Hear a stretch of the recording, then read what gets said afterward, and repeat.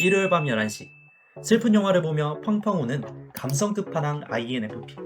월요일 오전 9시 이건 데이터가 부족한 것 같은데요 라고 권위를 연발하는 인간 요율성 머신 ESTJ. 동일 인물 맞나요? 네, 놀랍게도 맞습니다. 야근과 출근이 성격을 바꾼 게 아니라 우리가 살아남기 위해 교체한 겁니다.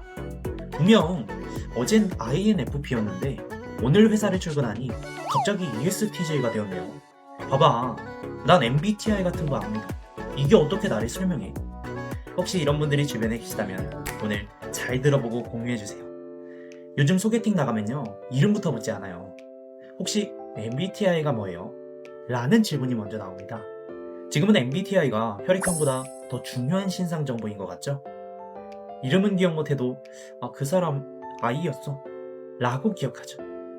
그럼 우리 이 질문부터 해봅시다. MBTI가 안 맞는 걸까요? 아니면 내가 이상한 걸까요? 결론부터 말하면 둘 다 아닙니다. MBTI는 마이얼스 브리스 유형 지표라고 하죠. MBTI는 생각보다 굉장히 잘 만들어진 검사입니다. 그런데 문제가 있습니다. 우리가 너무 과하게 써버렸다는 거죠. 정보가 홍수처럼 쏟아지는 이 시기, 사람들은 자신을 정의하고 싶지만 그것이 쉽지는 않습니다. 우리는 MBTI를 나라는 사람의 정체성처럼 사용해 왔거든요. 하지만 이 검사의 본래 목적은 거기에 있지 않습니다. MBTI의 진짜 핵심은 최근 몇 년간 내가 어떤 사회적 얼굴로 살아왔는가를 보여주는 데 있습니다. 회사에서의 나, 학교에서의 나, 관계 속에서의 나. 즉 MBTI는 나의 본질이 아니라 내가 사회에서 쓰고 있는 가면을 보여주는 검사입니다. 그러니 결과가 바뀌는 거죠. 지금 눈을 감고 잠깐 상상해 봅시다. S이신 분들 얼른 감아주세요. 우리가 회사, 연인 앞, 혼자 있을 때 전부 같은 성격일까요? 아니죠. MBTI는 그중 가장 오래 쓰고 있던 얼굴을 찍어냅니다.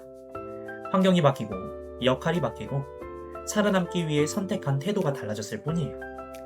우리가 이상한 게 아닙니다.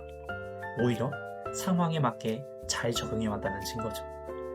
실제로 MBTI는 이사벨 마이어스와 캐서린 브릭스 모녀가 제2차 세계대전 당시 사람들의 서로 다름을 이해하고 각자에게 잘 맞는 일을 찾을 수 있도록 돕기 위해 만든 검사였습니다. 사람을 가르거나 거르거나 판단하라고 만든 검사가 아니었던 거죠. 그런데 우리는 언제부터인가 쟤는 너무 F라서 별로야. T는 싫어. 너 T야? 이 유형은 연애하면 진짜 최악이야.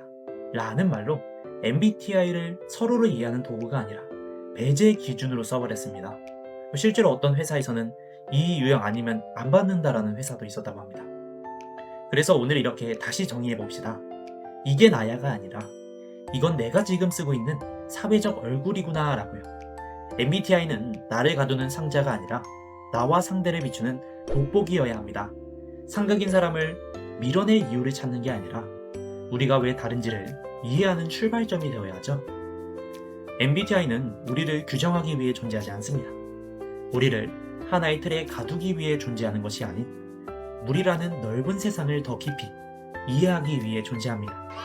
오늘 이 영상이 공감이 되셨다면 구독해주시고 공유해주세요. 감사합니다.